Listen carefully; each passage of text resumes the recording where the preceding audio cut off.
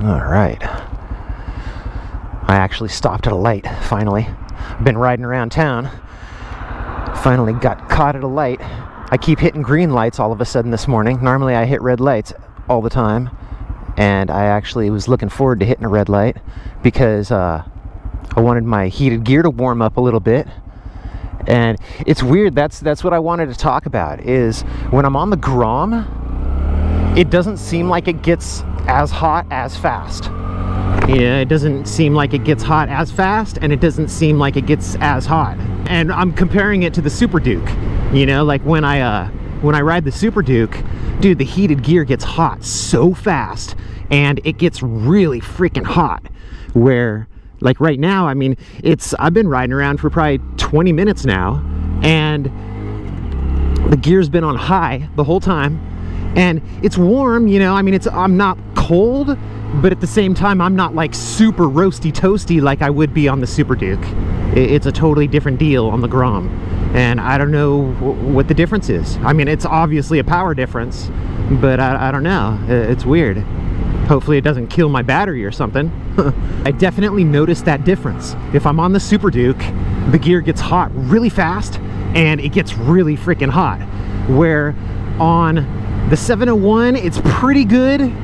On the Grom, it's not as good. I just wired up another battery tender wire on the Duke 690, and I rode that to work yesterday on Friday, and it didn't feel like it got as hot as when I'm on the Super Duke. And I don't know why that is. You know, like if I just recently bought the Super Duke, and so it's got like a brand new battery, but I didn't think that was it because I just recently bought the 701 Supermoto, and it doesn't seem like it gets as hot when I ride that bike as it does on the Super Duke.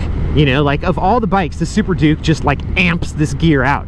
It just totally like super powers this freaking heated gear. Well, I did a little research online, and I couldn't figure out how much wattage like my Duke 690 and 701 put out, but they definitely don't work as good as my Super Duke. However, I did find a post that a guy was talking about that, and he's like, the only problem that we have with the Grom is, he's like, my wife rides the Grom, and it doesn't have enough power for the heated gear because it only has a 160 watt system, like charging system. He was talking about it, and he's like, any of the big BMWs, they don't have any problem with that because they have a 700 to 800 watt charging system.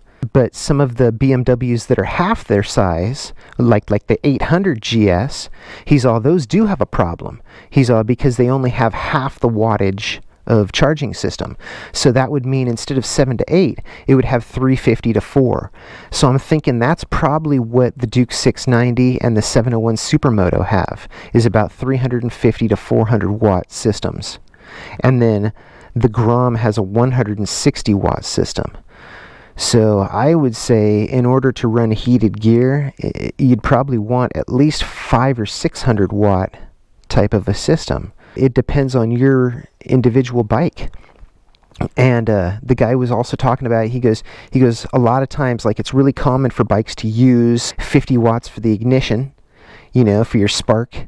And then your fuel pump, electronic fuel pump, because you got injection, is going to take 60 watts. Then like your computer, your display, all that stuff is another 25 watts. And then you need to add up all your lights and figure out, you know, like what wattage all your different lights are. And then you'll see if you have enough left over to run heated gear. And so I did that, and if I add up just the ignition, fuel pump, and computer, it's 135. So at that point, you know, I mean, even at 135 watts, without even adding in any of the lights from the bike, the Grom, it's only got barely 25 watts left over. And how you figure out watts is you do amps times volts. And so it's like if I have a 12 volt system and my heated gear has a 10 amp fuse, then that means that it's not using the max, which would be 120 watts. So if the max is 120 watts for my gloves and my jacket together, then there's no way that the Grom can support it with only 25 watts left over after running itself. You know, like it has enough power to like run itself and keep the battery topped off nice and charged. But that's it. It doesn't have a ton of extra power to be running heated gear. And the guy who left this post that I'm referring to, that I got this information from, he was saying that a lot of times bikes will have enough leftover power that you could put on heated grips, but he goes, anything more than that is pretty much it. All right, gotta turn on my heated jacket. I had it turned off for a while because I wanted my battery to recharge, and unfortunately the charging system on this Grom is not good enough to support this Gerbings heated gear. I have found that out. It's just not good enough. I actually stopped by my place and I took off the heated gloves and put on the regular gloves so that it would be sucking less power. So now the only thing I have hooked up is just the jacket liner. But when I went to start my bike, it wouldn't start. Like, I mean, it's got enough power right now that it can run, but it doesn't have enough power in the battery to actually start it. I had to bump start it. So, not a good deal. You know, that means that obviously the charging system is not good enough for this heated gear. Okay, let's see if it's actually going to start or if my power is drained. Yeah, see? That's what I thought. So we'll bump start this baby. Uh-oh. Come on, baby.